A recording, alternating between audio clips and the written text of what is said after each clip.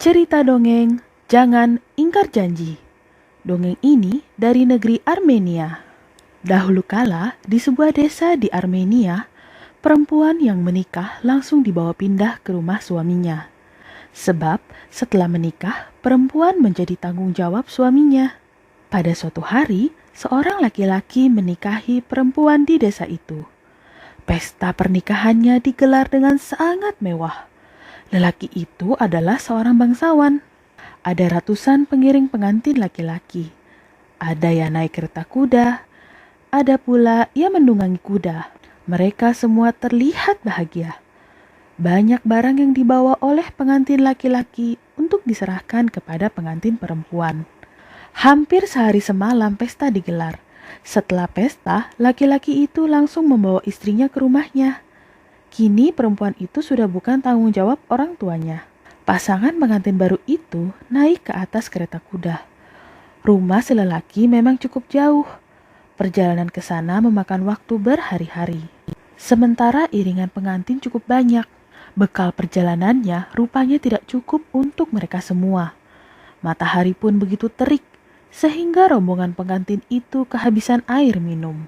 Bagaimana ini?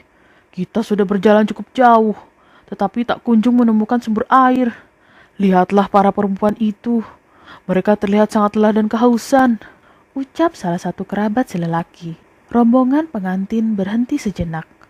Para lelaki berembuk untuk mencari air di sungai terdekat. Tetapi tidak ada satupun sungai di dekat sana. Aku akan memohon kepada dewa agar kita ditunjukkan di mana mata air itu berada, ucap lelaki itu. Lelaki itu lalu berdoa.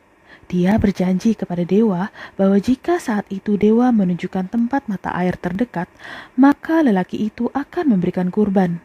Dewa mengabulkan doa lelaki itu. Kalian semua lihat, di sebelah sana muncul mata air baru. Rupanya dewa mendengarkan doaku, seru lelaki itu. Rombongan pengantin pun bersuka cita. Mereka bisa minum air sepuasnya. Semua itu berkat doa lelaki tersebut. Setelah minum dengan puas dan mengambil air untuk persediaan, rombongan pun segera bersiap untuk melanjutkan perjalanan. Lebih baik kita lanjutkan perjalanan agar tidak terlalu lama sampai ke rumah. Lihatlah, istriku sudah terlihat lelah, ujar si lelaki. Maka kemudian mereka pun melanjutkan perjalanan pulang. Lelaki itu melupakan janjinya kepada dewa. Jangankan memberikan kurban, berterima kasih pun tak ia lakukan. Dewa sangat marah pada rombongan pengantin itu. Dewa akhirnya mengutuk mereka menjadi batu. Itu karena hati mereka yang seperti batu. Hingga kini, jika musim semi muncul, akan terlihat bayangan manusia dan kuda yang menjadi batu itu.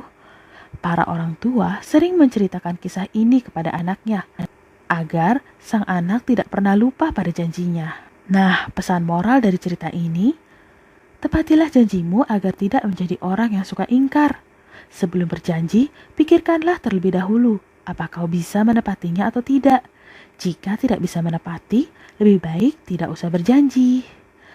Oke, terima kasih sudah mendengarkan. Sampai jumpa. Dah.